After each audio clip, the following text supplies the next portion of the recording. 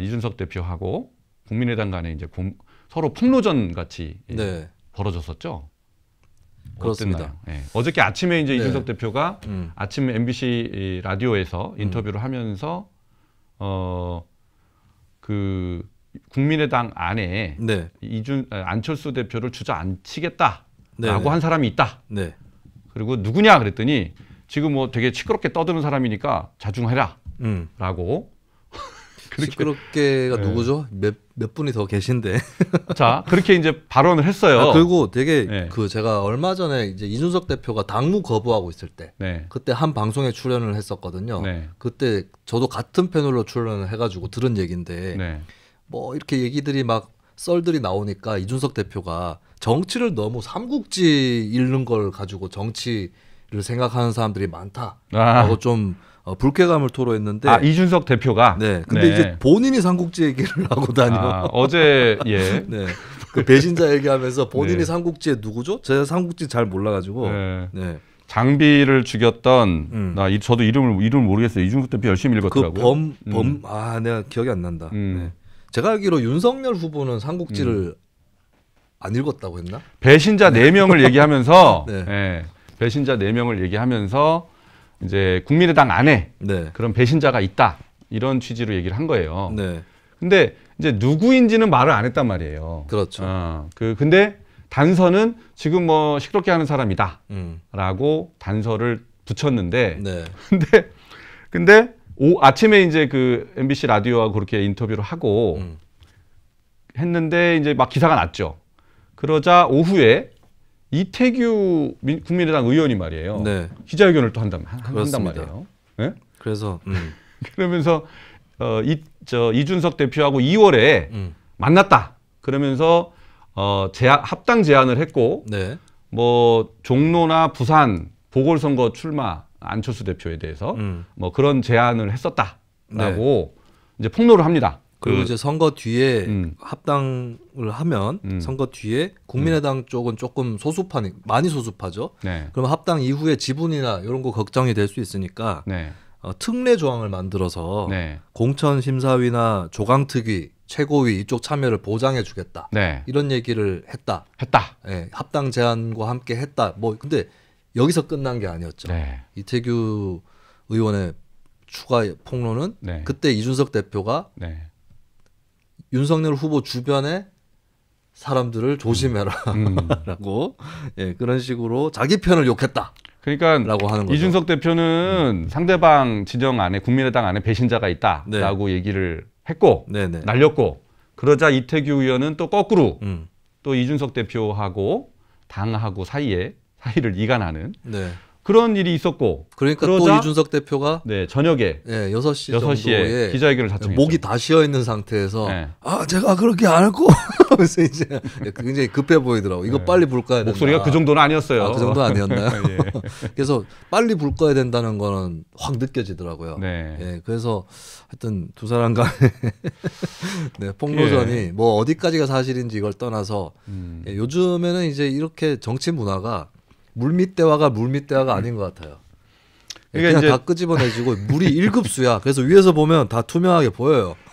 이제 이준석 대표가 이태규 의원이 그렇게 자기하고 만난 내용을 공개하자 유감이다 이렇게 얘기를 했던데 뭐 사실은 이준석 대표가 뭐 그 전에 원희룡 전 후보하고 후보상 당시에 문자 내용도 공개하고 뭐 그런 적도 있었죠. 근데 하여튼 이게 정치권에서 이제 비밀이 없어지는 비밀 우리 뭐 개인 이렇게 물밑 접촉 뭐 이런 것들이 앞으로도 있을 수 있을까 싶은 생각이 들 정도로 폭로전이 벌어지고 있습니다. 이제 이런 일 때문에 오늘 권영세 선대본부장이 사감을 뒤로하고 대의를 앞세워야 된다 이렇게 공개 발언을 해서 경고를 날렸다 이런 기사들이 지금 나고 있습니다. 네.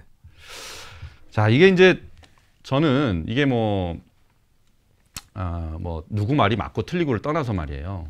제가 이걸 보면서 제일 우려하고 있는 게 제일 우려했던 게 뭐냐면 안철수 국민의당 대표하고 단일화 이 논란에 있어서 제일 우려했던 것은 이게 지금 윤석열 후보가 주인공이고 또 중심에 있어야 되고 뉴스의 메이커가 돼야 되는데 이게 이제 단일화 국면 얘기가 자꾸 나오면은 윤석열 후보는 그 전에 우리 이준석 대표하고 저 갈등이 있을 때 그때하고 비슷한 거예요.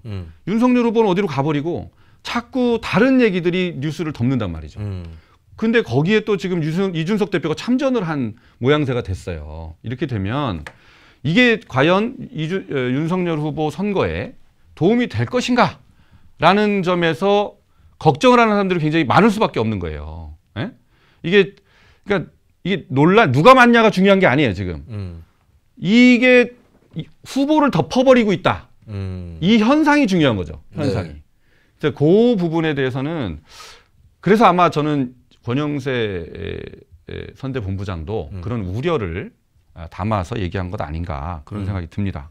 예. 이준석 대표가 좀 치명적인 거는 네. 저는 이준석 대표가 이제 단일화를 안 하겠다라는 입장이 좀 강했잖아요. 네. 기본적으로 이제 국민의당 비판도 많이 하고 네. 그거는 할 수 있는 주장이라고 봐요. 네. 예, 그리고 그런 생각을 본인의 노선인 거고. 그렇죠. 예, 근데 이제 남한테 어떻게 비춰지느냐에서 실패한 게 권영세 본부장이 사감이라는 말을 해버렸어요. 그래서 이준석이 나름의 어떤 합리적인 이유에서 단일화에 대해서 거부를 한다거나 이렇게 비춰지는 게 아니라 안철수 대표하고 사감이 있으니까 저렇게 된 거다라는 것이 이제 당내에서도 좀 그런 생각이 생겨나 버렸다. 이 부분이 이제 이준석 대표한테 좀 뼈아픈 부분이 될 것 같습니다.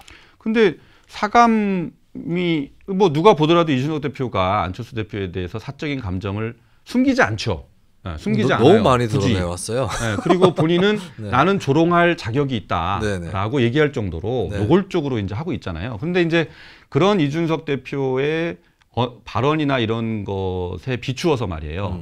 이태규 의원을 만나서 2월에 만나서 합당과 관련된 논의를 했다. 이거는 좀 조금 반전 아니었어요? 예, 전 반전이었어요. 그거 자체는. 그래서 그것만 딱 보면 국민의힘 내부에서도 이 대표가 저렇게 할 줄도 아네? 그렇죠. 이런 생각을 또 했음직할 것 같아요. 그렇죠. 근데 사실 그게 한 달은 안 됐구나. 근데 2월 초의 일이니까 네. 그럼 이제 사람들 또 한편으로는 이 대표가 전략적으로 나름대로 그런 것도 신경 써서 움직이긴 했는데 네. 그게 좀 안 풀린다 싶으니까 또 디스한 건가? 이렇게 생각할 수도 있는 거죠. 아니 그러니까 저렇게 나름대로 애를 써놓고 네네. 이게 마무리가 잘 안 돼서 말이에요. 이게 밥을 망쳐버리는 거 아닌가. 네. 여기서 밥을 망친다는 건 뭐냐면 이제 그런 노력들이 결실을 맺지 못한다는 얘기를 얘기하는 겁니다. 뭐 선거 자체가 아니고요. 오해하지 마시기 바랍니다. 요 단일화 논란에 대해서는 민주당에서도 걱정을 많이 하더라고요. 그러니까 장진영 변호사님은 이제 국민의힘 입장에서 네. 후보가 묻힌다. 그렇죠. 이거 걱정을 하는데 민주당 쪽에서도 자기들이 뭘 하는데 단일화 때문에 뭘 묻힌다. 자기들이 하는 게 묻힐 수 있다. 이런 걱정을 또 하더라고요. 사실은 오늘 되게 중요하게 제가 좀 얘기하고 싶었던 게 이제 민주당에서 제안한 단일화 또는 단일화 내지는 뭔가 연합. 네. 네, 그래서 그 제3지대, 제3정치가 살아나야 된다는 얘기를 하고 있잖아요. 이재명 후보가. 네. 그런 이제 명분을 던진 부분에 대해서 좀 얘기를 하고 싶었는데 시간이 다 갔어요. 그래서 네. 어떤 다음 시간에 네. 얘기를 하도록 하겠습니다.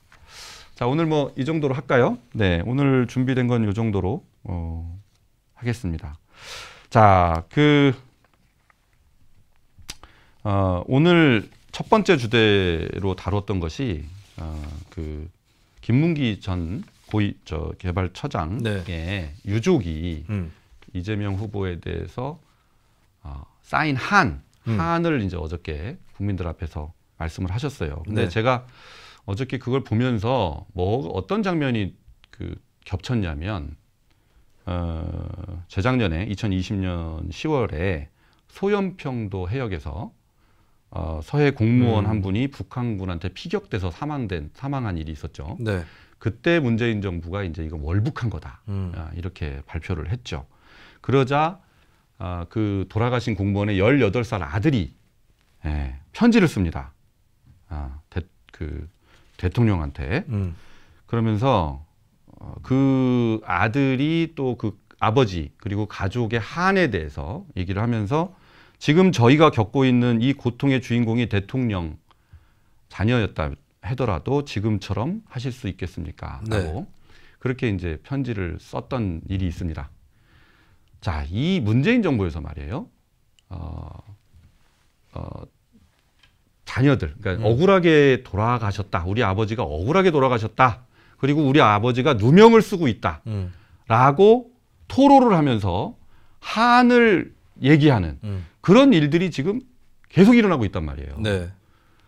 저는 문재인 정부가 그 부분을 무시하고 넘어간다면 우리가 뭐 그런 거 있잖아요. 온열에 서리가 내린다. 네네. 이렇게 한이 서린 사람들이 자꾸 많아지면 말이에요. 그 언젠가 되갚음을 받을 수밖에 없습니다. 네. 이거에 대해서 두려워하지 않고 외면한다면 저는 그 벌은 언제든지 돌아올 수밖에 없다.